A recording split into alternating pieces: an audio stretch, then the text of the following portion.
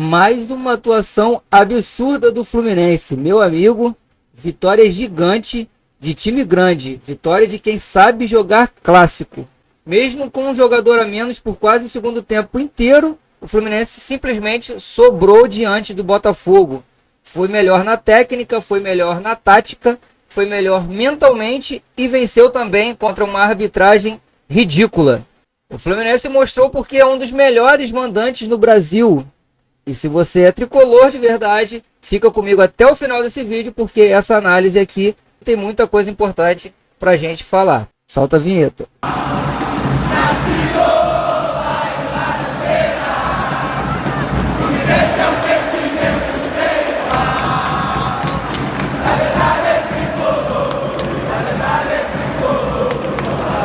Saudações tricolores, meu nome é Maír Gonçalves, você está no canal Um Tricolor, o canal que é feito por um para vários tricolores, assim como você. Mas antes de começar esse vídeo, não esqueça de deixar o seu like, que isso é muito importante. Se inscreve aqui no canal também, afinal, é com a sua inscrição que a gente ajuda o canal cada vez a crescer mais. E não esqueça também de ativar o sininho para ficar por dentro de todas as notificações e informações de bastidores do Fluminense. Mas vamos ao que interessa. Rapaziada, que partida, meus amigos. Que vitória do Fluminense. O Fluminense venceu o Botafogo por 1-0 ontem, num jogo que poderia tranquilamente ali terminar 2-3 até 4-0.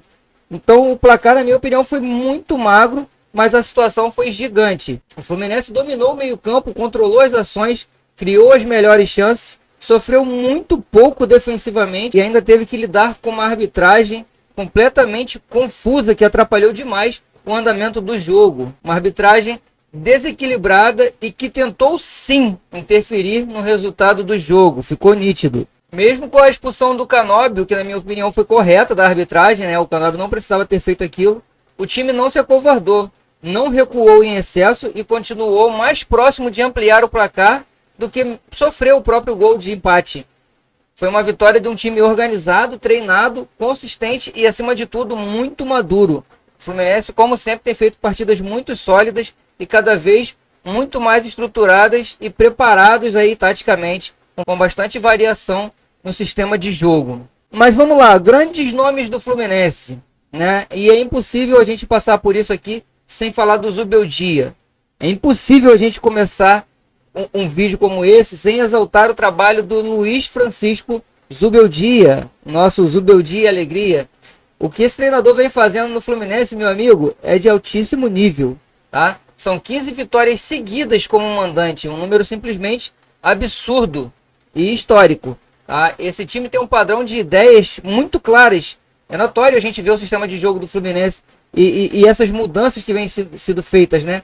Tem uma compactação muito boa, tem variação tática e principalmente muita coragem do time. Afinal, somos um time de guerreiros, mas o que de coragem tem esse time não está escrito. Meu amigo, o Fluminense joga para vencer independente do adversário. E ontem isso ficou muito claro. Um time extremamente bem treinado. Parabéns ao Zubeldia mais uma vez. E o meio de campo, cara, eu venho falando isso já em alguns vídeos, falo isso sempre que dá aqui. E ontem ficou muito mais escancarado. Inclusive, se o Ancelotti foi lá para ver o meio campo ali, sobre a volância, né? Ele viu um Martinelli explosivo no meio campo. E esse é o meio campo ideal do Fluminense. O Facundo Bernal e o Martinelli, juntamente com o Lúcio Acosta ali. Vou explicar por quê. Primeiramente, falar um pouquinho do Hércules. Ele vem voltando agora de lesão, então ainda está pegando o ritmo desse novo Fluminense, né? Então, possivelmente, ele pode acabar ganhando a titularidade ali do Bernal. Mas vamos falar do Bernal, cara. O Bernal é o cara que faz o trabalho sujo. Eu vi muita gente falar que ontem o Bernal estava apagado, não estava aparecendo e tudo mais. Mas ele é o cara que faz o trabalho sujo. Aquele trabalho invisível, mas absolutamente fundamental. Ele é como se fosse o pitbull ali no meio campo, né? O cão de guarda. O cara que quebra as linhas, rouba as bolas, protege a zaga e acaba com isso dando liberdade para o Martinelli, então, fazer as suas partidas maravilhosas. Não tem o que falar, irmão.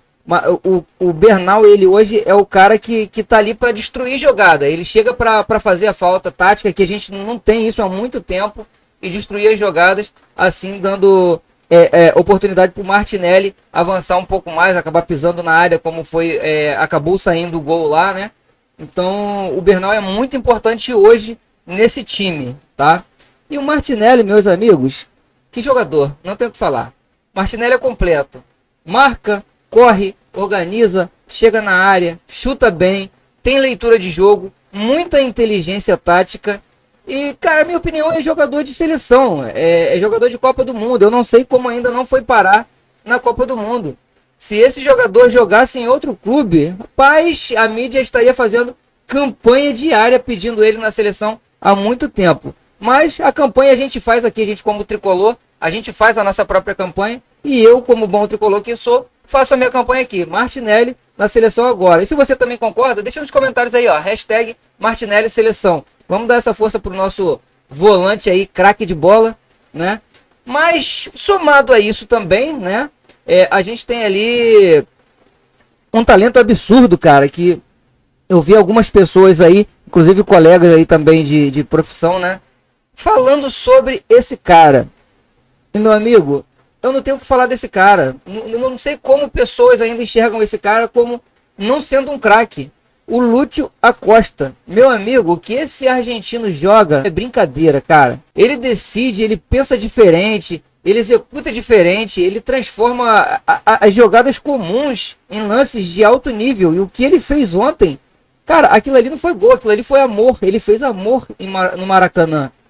E o gol nasce justamente numa lateral que é batida pelo Canóbio. Ele dá um toque por cima, ele toca pro John Kennedy, que faz uma parede, um pivô maravilhoso, como sempre esperado do John Kennedy. Essa parede que ele faz, gira em cima do marcador e chuta. O goleiro do Botafogo defende, no rebote o Martinelli dentro da área, como a gente já falou, ele pisa bastante na área, ele dá um meio voleio, o goleiro defende, e o Lúcio, o Lúcio faz, meu amigo, é coisa de maluco, cara.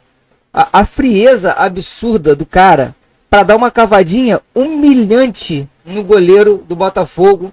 E dizem que o goleiro do Botafogo tá até agora procurando aquela bola. Mas ele dá uma cavadinha, encobre o goleiro do Botafogo e simplesmente dá um toquezinho de cabeça pro fundo da rede. Que golaço. Gol de craque. Jogador diferenciado, muito técnico. Cara, é craque, não tem muito o que falar. Lúcio Acosta, o craque do Fluminense. Mas nem tudo é festa, né? Vamos falar um pouquinho sobre as pontas do Fluminense, né? Que, na minha opinião, aqui acende um sinalzinho de alerta, tá? Apesar de grande atuação coletiva do time, uma ótima atuação até, diga-se de passagem, é preciso ser honesto, tá? Quando tem que falar bem, eu falo bem. Quando tem que falar mal, a gente tem que falar mal. Os pontas do Fluminense ficaram devendo demais, tá? Muito, mas ficaram devendo muito. Principalmente o Serna. Mas vamos lá, vamos um pouquinho de cada vez. O Kevin Serna e o Canóbio tomaram decisões muito erradas na partida. Erraram passes bobos que não devem ser errados, desperdiçaram muitos contra-ataques e poderiam ter definido o jogo muito antes. Vamos falar um pouquinho do Serna. Eu acho que é notório que a torcida do Fluminense abraçou o Serna e gosta do Serna. Eu, como gosto de chamar ele aqui, o nosso Perebinha preferido. O Kevin Serna é um jogador que hoje, na minha opinião, é um jogador que entra para dar velocidade na partida, né? Para dar uma válvula de escape no time. É aquele cara que você joga a bola na frente, ele corre, às vezes se embola na perna, acaba caindo, mas às vezes também resolve, né? Só que o Serna ontem tomou muitas decisões erradas, perdeu muitas chances de gols, tá? E matou muitos contra-ataques, cara. Muito contra-ataque. Então, assim, não tem como passar pano pro Serna no jogo de ontem, tá? Fez uma boa partida coletivamente, ajudou bastante, mas perdeu bolas ali e matou contra-ataques que não podem acontecer. Time que quer ganhar, quer ser campeão, não pode ter esse tipo de erro. E o Serna ontem, na minha opinião, ficou devendo. Não dá pra ficar aceitando isso todo jogo, cara. Não tem como ficar aceitando isso todo jogo. Dava pra ter matado o jogo bem antes. Por outro lado, o Canóbio ajudou bastante na marcação, só que o jogo estava muito pegado, o jogo estava acelerado, no 220. E o Canóbio era certo de que ele iria ser expulso uma hora ou outra. Então, na minha opinião, aqui foi um erro do Zubeldia, tá? Vamos colocar um erro do Zubeldia aí, porque ele poderia ter tirado o Canóbio ali no começo do segundo tempo. No intervalo ali, ele poderia já ter voltado sem o Canóbio. Mas ele decidiu voltar porque o Canóbio estava bem até na marcação, né? Ofensivamente não estava tão bem, não estava produzindo muito, mas na marcação eu via um Canóbio ali bem sólido, tá? Até porque o Samuel Xavier estava deixando a desejar um pouquinho. Se esses dois tivessem uma noite melhor, o Fluminense teria vencido com muito mais tranquilidade. E isso acende um alerta importante para a diretoria. O Fluminense precisa sim se reforçar. E reforçar o seu setor ofensivo o mais rápido possível. A gente precisa de um ponta, na minha opinião, hoje. A gente precisa de um ponta que seria, o Bouanga seria extremamente essencial nesse time do Fluminense, tanto para o ataque quanto para o ponta. E a gente precisa de mais um zagueiro. Lembrando que foram muitas saídas do Fluminense, o Lima, o Fuentes, que saiu também. Teve muitas saídas e não chegou ninguém. As contratações do Fluminense foram pontuais, mas a gente ainda precisa contratar. Então, assim, o que falta para essa diretoria enxergar é que o time do Fluminense hoje é um dos melhores times do Brasil com o time que tem. Se colocar mais algumas peças fundamentais nesse time, entregar para o Zubeldia, meu amigo, esse time aí tem capacidade de fazer o extraordinário esse ano. Então só depende dessa diretoria jogar junto com a torcida, tá? Mas vamos falar um pouquinho sobre o Canóbio, né? A gente precisa falar sobre um ponto muito importante aqui, delicado, né? A expulsão do Canóbio. Foi uma expulsão desnecessária, na minha opinião. Como eu falei, o Zubeldia não precisava ter voltado com o Canóbio no segundo tempo, mas acabou voltando. E isso também não dá o direito dele ser expulso. Uma jogada infantil, né, que acabou, poderia ter acabado prejudicando o resultado do Fluminense. Mas graças a Deus o time soube se comportar dentro de campo e isso não aconteceu. Mas, independente disso, tivemos uma arbitragem ruim também, por outro lado. Mas isso não dá desculpa para a expulsão. Foi uma expulsão muito bem feita, tá? E independente dessa arbitragem ruim, da tensão que estava o clássico, o momento do jogo em si, não dá para perder a cabeça daquela forma que o Canóbio acabou perdendo. Poderia ter prejudicado o time. O Canóbio precisa ser advertido, né? Multado e disciplinado internamente, porque isso era um clássico que estava muito pegado e poderia facilmente ter prejudicado o clube, tá? E isso não é perseguição, tá? Eu gosto do Canóbio, quem assiste os vídeos sabe que eu gosto do jogo do Canóbio, apesar de não ajudar tanto ofensivamente, ele ajuda muito na marcação ali junto com o Samuel, tá? Mas precisa de profissionalismo, e essa tomada de decisão dele poderia ter prejudicado muito o Fluminense ontem. Uma expulsão boba, que poderia custar o jogo, poderia custar os pontos que a gente ganhou, e poderia estar custando uma classificação, quem sabe, né? O Fluminense teve que correr dobrado por conta dessa infantilidade do Canóbio. E felizmente o time correspondeu dentro de campo. Mas esse tipo de erro a gente espera que não se repita, porque não pode acontecer, tá? A defesa do Fluminense, tá? O Fábio, postura do time sem bola. E isso é um outro ponto muito positivo, que foi o sistema defensivo ontem do Fluminense. E mesmo depois, com um a menos, o Botafogo praticamente não criou, cara. Teve algumas chegadas ali, mas meio sem perigo, sabe? O Fábio foi pouco exigido e quando foi exigido mostrou que estava ali no gol. A zaga se comportou muito bem, o time fechou muito bem os espaços e neutralizou as principais armas do adversário. O Fluminense mostrou muita maturidade defensiva, organização e entrega, salvo por uma bola ali que o Freitas acabou perdendo, acabou querer sair jogando, né? Excesso de confiança às vezes estraga. E o Freitas tentou sair jogando, perdeu uma bola e acabou tendo que fazer uma falta para não dar um contra-ataque perigoso para o Botafogo ali. Fora isso, a zaga foi muito bem, o Freitas muito seguro, sempre se antecipando nos desarmes. O Freitas foi muito bem na partida de ontem, claro, tirando esse lance, tá? Mas os dados que impressionam aqui do Fluminense, vamos lá. São 15 jogos dentro de casa, 15 vitórias, 24 gols marcados e apenas 4 gols sofridos. Esse é o desempenho do Fluminense como mandante. Cara, isso é um número absurdo. É coisa de time campeão. É coisa de elenco que veio para competir de verdade. Isso mostra o projeto sólido que está sendo construído pelo Zubeldia. E por isso eu repito, a diretoria do Fluminense está esperando o quê? Para dar essas peças que precisam no Fluminense. Dá essas peças para o Zubeldia e a gente vai ter um time que vai competir por tudo esse ano. Tá?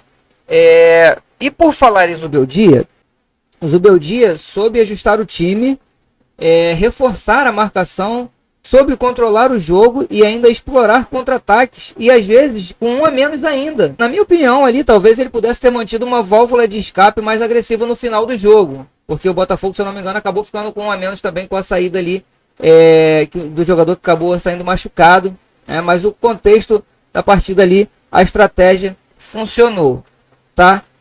O mais importante é que o Fluminense nunca perdeu esse controle emocional, mas o Zubeldia mais uma vez assim, acabou entrando com o Ganso em um Fluminense que eu achava que poderia entrar com um outro jogador, talvez o Santi Moreno ali, para tentar dar um pouquinho mais de velocidade nesses contra-ataques. Mas acabou entrando com o Ganso e o Ganso assim, não fez uma partida totalmente ruim, ao meu ver, tá? Tentou até alguns passes ali, mas acho que a gente poderia entrar com outros jogadores. E mais uma vez também mexendo muito tarde no time, poderia ter mexido um pouco antes no time para dar um respiro. O Botafogo se trocou todinho e o Fluminense acabou sendo um pouco pressionado, mas se comportou bem. Então, assim, tá na hora do Zubeldia começar a olhar isso aí e tentar fazer essas substituições um pouquinho mais antes, né?